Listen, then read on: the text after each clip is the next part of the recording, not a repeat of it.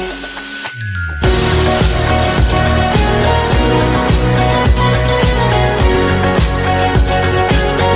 guys, selamat datang di channel Sukses SKB.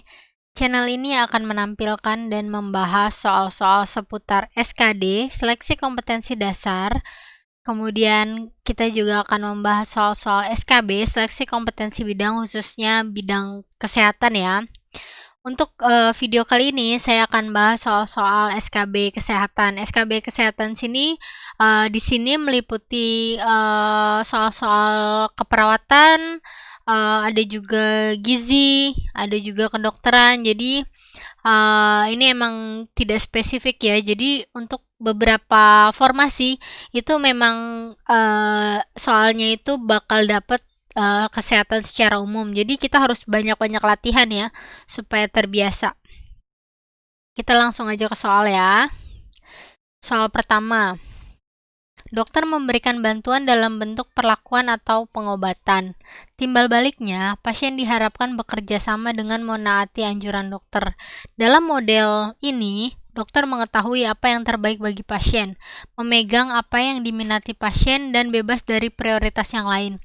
Model ini bersifat paternalistik atau sedikit lebih rendah, merupakan model hubungan secara isinya adalah saling membantu ya. Jadi dokter membantu pasien untuk sembuh, pasien membantu dokter supaya dia bisa sembuh total dengan mengikuti anjuran-anjuran yang dokter berikan.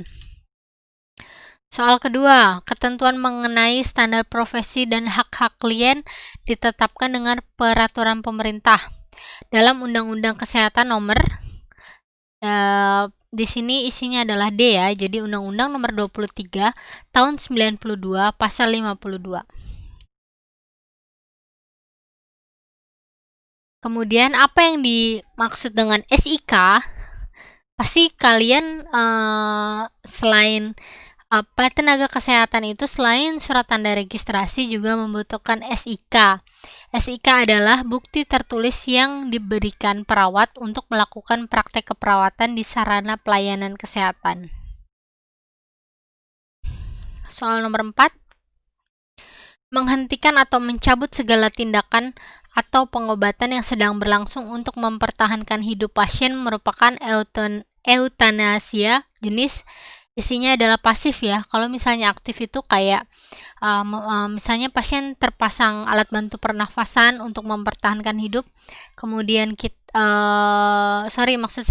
eutanasia aktif itu kayak diberikan obat kemudian pasien langsung meninggal. Nah, itu yang dimaksud eutanasia aktif. Seorang laki-laki berusia 60 tahun dirawat di ruang ICU dengan diagnosa medis gagal jantung kongesif. Pengkajian ditemukan adanya sesak nafas, pusing dan lelah, kedua tungkai teraba dingin dan udem, tekanan darah 90/70, frekuensi 110 kali per menit, teraba lemah, suhu 365, pernafasan 28 kali, pasien merasa sangat cemas dengan keadaannya. Apa penyebab timbulnya sesak nafas? Jadi kalau misalnya kita mau menentukan diagnosa atau data aktual, yang pertama kita cari adalah data yang paling banyak mendukung. Coba kita lihat ya, dia gagal jantung, kemudian dia tungkainya udem. Berarti kalau misalnya dia udem, di sini menunjukkan dia banyak cairan. Jadi isinya adalah adanya penumpukan cairan di paru.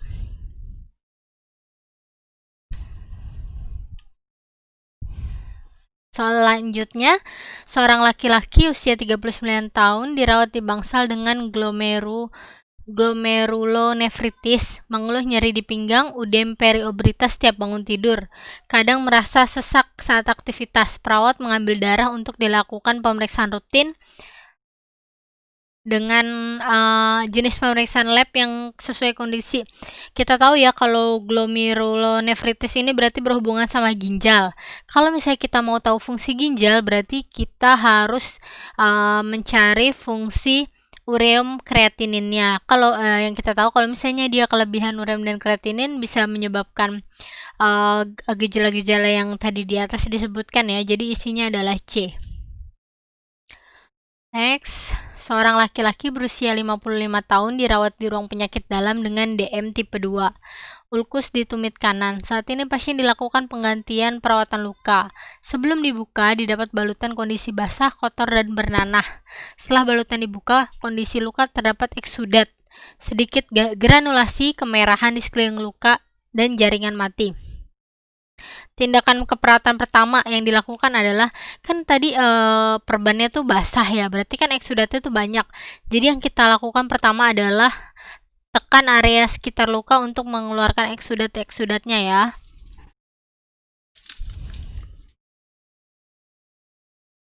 Next, kolostomi merupakan lubang yang dibuat melalui dinding abdomen ke dalam kolon iliaka untuk mengeluarkan feses. Kolostomi juga dikenal ada dua, yaitu isinya kolostomi permanen dan temporer ya. Jadi ada beberapa kolostomi. Jadi kalau yang temporer itu memang yang sudah tidak bisa tidak bisa BAB normal lagi pada pasien-pasien kanker rektum. Kemudian kalau yang temporer ini biasanya pasien-pasien yang butuh kolostomi sementara untuk memperbaiki saluran cernanya. Misalnya pasien-pasien dengan ileus paralitik kayak gitu ya. Difteria merupakan penyakit infeksi yang disebabkan oleh isinya adalah bakteri gram positif ya. Berikut ini yang bukan merupakan kondisi morfologi dari apoptosis sel. Jadi apoptosis itu merupakan salah satu adaptasi sel ya. Jadi gimana sel itu dapat beradaptasi dengan kondisi yang ia alami. Jadi misalnya kayak sel kena panas, sel itu kena bakteri. Jadi kan isinya itu ada sel mengkerut, pecah, kondensasi kromatin, pembentukan gelembung, dan apoptotic body. Isinya adalah sel pecah.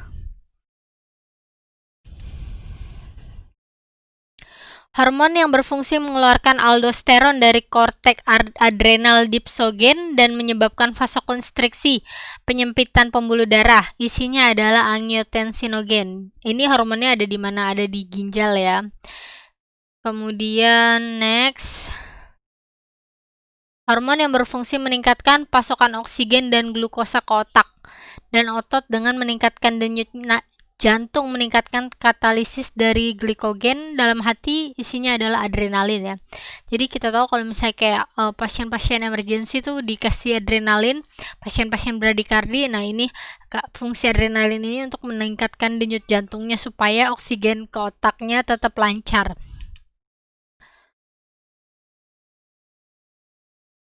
Dari 3 bagian SKN, pemikiran dasar RPJTK dan bentuk pokok yang sifatnya lestari atau tidak mengalami perubahan adalah isinya pemikiran dasar ya. Jadi pemikiran dasar itu tidak mungkin berubah. Landasan pembangunan kesehatan adalah landasan konstitusi, Pancasila dan Ideal, UUD 1945, gotong royong dan kekeluargaan, C. Landasan Ideal, Pancasila dan Konstitusional UUD 1945, D. Kepercayaan dan kemampuan dan kekuatan sendiri. Jadi landasan pembangunan kesehatan itu adalah landasan ideal, yaitu yang berisi Pancasila dan Konstitusional UUD 1945.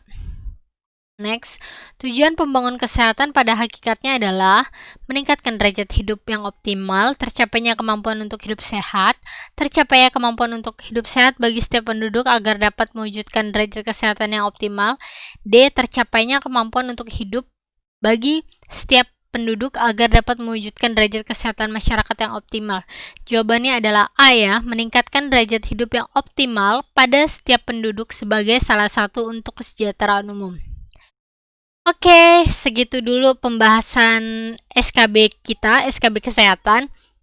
Buat kalian yang mau dapat e-book gratis mengenai SKD dan SKB, kalian tinggal subscribe YouTube kita, like dan komen, kemudian kalian follow Instagram kita di Sukses SKB, kemudian DM admin dengan kirim bukti screenshot sudah subscribe, like, dan komen. Nanti admin akan kasih link untuk kalian dapat ebook gratis.